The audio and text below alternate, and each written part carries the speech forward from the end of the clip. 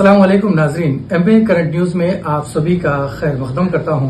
खबरों के साथ मैं सैयद अहमद अली। आइए नाजरीन, देखते हैं सबसे पहली। बीआरएस के अरकान असम्बली ने आज असम्बली के अहाते में जमकर एहतजाज किया। इनका कहना था कि असम्बली अहाते में एमएलएस पर पाबंदी क्यों। सिद्दीपेट के रुकन असम्बली व साबिक वजीर हरीश राव ने हुकूमत पर इल्ज़ाम आयद किया कि उन्हें असम्बली के अंदर और बाहर बोलने से रोका जा रहा है। उन्होंने कहा कि असम्बली के अंदर इनका माइक बंद किया जा रहा है और जब वो असम्बली के अहाते में मीडिया पॉइंट पर मीडिया से बात करना चाहते हैं तो उन्हें यहाँ भी रोका जा रहा है। कांग्रेस हुकूमत के रवैये के खिलाफ बीआरएस अरकान ने असम्बली के अहाते में एहतजाजी मुजाहरा किया। उन्होंने इल्ज़ाम आयद किया कि मीडिया पॉइंट की तरफ जाते हुए उन्हें पुलिस और मार्शल्स ने रोक लिया। इस दौरान पुलिस और बीआरएस अरकान में लफ्जी तकरार हुई। मीडिया पॉइंट जाने से रोकने पर बीआरएस अरकान ने हुकूमत को तनकीद का निशाना बनाया। एहतजाजी मुजाहरे में KTR, हरीश राव, जगदीश रेड्डी, कड्डम श्रीहरि और सबिता इंद्र रेड्डी के अलावा दीगर मौजूद थे। ఇదేమి రాజ్యం ఇదేమి రాజ్యం కంచెల రాజ్యం పోలీసు రాజ్యం ఇదేమి రాజ్యం ఇదేమి రాజ్యం కంచెల రాజ్యం పోలీసు రాజ్యం ఇదేమి రాజ్యం ఇదేమి రాజ్యం కంచెల రాజ్యం పోలీసు రాజ్యం జై తెలంగాణ జై తెలంగాణ జై తెలంగాణ జై తెలంగాణ జై తెలంగాణ జై తెలంగాణ।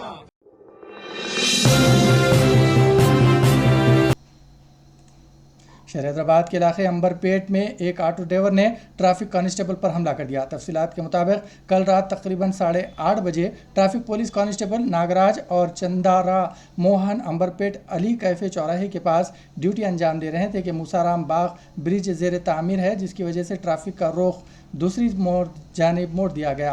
इस दौरान auto trolley driver Rohit Amberpet से मलकपेट जा रहा था।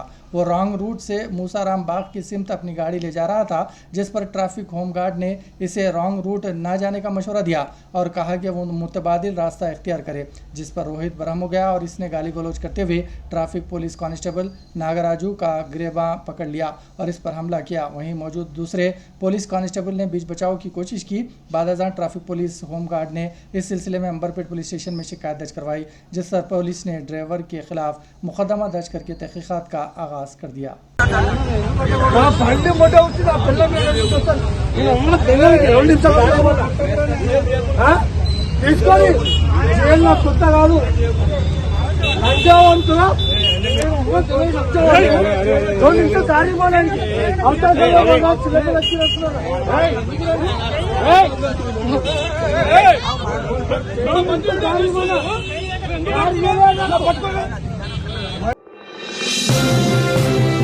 एंटी करप्शन ब्यूरो के अहदेदारों ने पुराने शहर दूध बोली के इंचार्ज सब रजिस्ट्रार को रिश्वत की रकम कबूल करते हुए हाथों पकड़ लिया। बहादुरपुरा दूध बोली सब इंस्पेक्टर रजिस्ट्रार दफ्तर में ACB हैदराबाद सिटी रेंज के DSP श्रीनिवास ने मंगल की रात तकरीबन तफसीलात से वाकिफ करवाया। उन्होंने बताया कि दूध बोली सब रजिस्ट्रार शेखर का 6 माह कबल तबादला हुआ। इनकी जगह सीनियर असिस्टेंट के तौर पर खिदमत अंजाम देने वाले आमिर फराज को इंचार्ज मुकर्रर किया गया था। इस दौरान शाह अली बंडे से ताल्लुक़ रखने वाले सैयद शाहबाज और इनके दोस्त शेख परवेज़ ने मिलकर 200 गज अराजी खरीदी थी। वो 2 सील डेट के रजिस्ट्रेशन के लिए हाल ही में सब रजिस्ट्रार से रुजू हुए। अहदेदारों ने इनसे 2 लाख रुपये तलब किए थे। शिकायत कुनिंदगा ने इस बात की इत्तला ACB को दे दी है। मंगल की शाम दूध बली सब रजिस्ट्रार दफ्तर में सरकारी अहदेदारों को खानगी असिस्टेंट गोपी सिंह की मदद से रकम कबूल करते हुए पकड़ लिया। हैदराबाद के पुराने शहर में पुलिस को एक शिरखोर बच्चा कचरे की कुंडी से दस्तियाब हुआ। यह वाक़या चंद्रानगुटा पुलिस स्टेशन के हदूद में वाक़ गाजी मिलत कॉलोनी में पेश आया। पुलिस ज़राए के मुताबिक मुकामी अफराद की इत्तला पर उन्होंने शिरखोर बच्चों के इलाज के लिए नीलोफर हस्पताल मुंतकिल कर दिया है और जिस मुकाम पर बच्चा दस्तियाब हुआ वहाँ करीब में लगाए गए CCTV कैमरों की जाँच की जा रही है ताकि इस बच्चों को कचरा कुंडी में फेंकने वालों की निशानदेही की जा सके। JNU के साबिक तालिब इल्म इमरान खालिद ने सुप्रीम कोर्ट से अपनी दरख्वास्त ज़मानत वापस ले ली है। साल 2020 में दिल्ली फसादात की साजिश का इन पर इल्ज़ाम आयद किया गया है। दिल्ली हाई कोर्ट ने जेल में महरूस उमर खालिद को ज़मानत देने से इनकार कर दिया था। ज़राए के मुताबिक JNU के साबिक तालिब इल्म उमर खालिद ने बुध को फरवरी 2020 के शुमाली मशरक़ी दिल्ली फसादात में सुप्रीम कोर्ट से अपनी ज़मानत की दरख्वास्त वापस ले ली।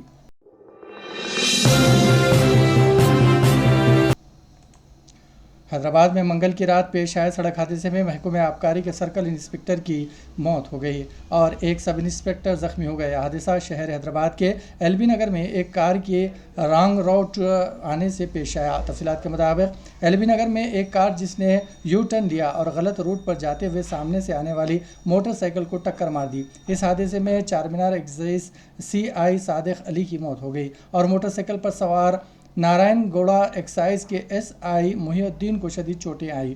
بتایا جاتا ہے کہ چار مینار ایکسائز سی آئی صادق علی اور نارائن گوڑا ایکسائز ایس آئی محی الدین منگل کی رات ایل بی نگر میں ایک تقریب میں شرکت کے بعد ملک پیٹ پولیس واپس جا رہے تھے کہ یہ حادثہ پیش آیا۔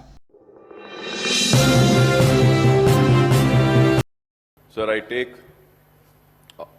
the opportunity to participate in the discussion on the Telangana vote on account budget for the year 24-25 financial year.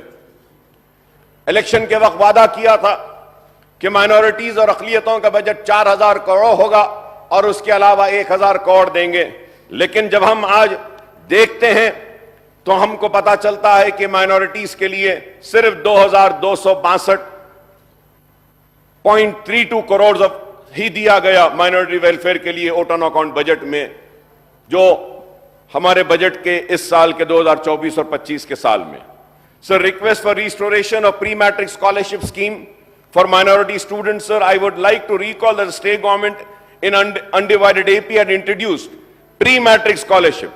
اور یہ پری میٹرک اسکالرشپ 2007 میں ہم نے راشیکر ریڈی صاحب کے دور میں مطالبہ کیا تھا مجلس کی طرف سے، اور ہم نے اس کا آغاز کروایا تھا، لیکن آج pre matric scholarship scheme state government اس کو ڈسکنٹینیو کر دی ہے 2016-17 سے۔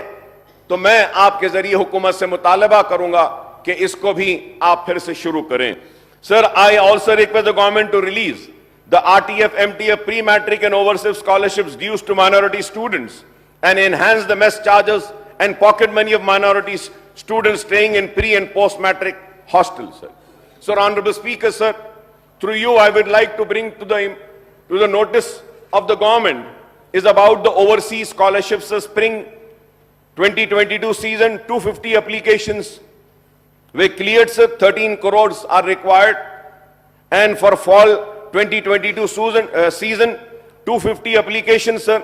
The amount required is 51.50. These are the dues, sir. The total dues are 64.50 crores in overseas, sir. Spring 2023 notification was issued. Verification process has happened, but we do not know کہ کتنے لوگوں کو منظوری دی گئی ہے یا نہیں دی گئی ہے، اور فال 2023 notification is pending with the government. میں آپ کے ذریعے حکومت سے درخواست کروں گا کہ پینڈنگ نوٹیفیکیشن جو ہے اس کو جاری کریے تاکہ لوگ درخواست دے سکتے ہیں اوورسیز اسکالرشپ کے لیے۔ میرے اتنا ٹائم نہیں ہے بول کے میں SC, ST اور BCs کے بارے میں پوری تفصیل ہے میرے پاس، لیکن کافی وقت جائے گا۔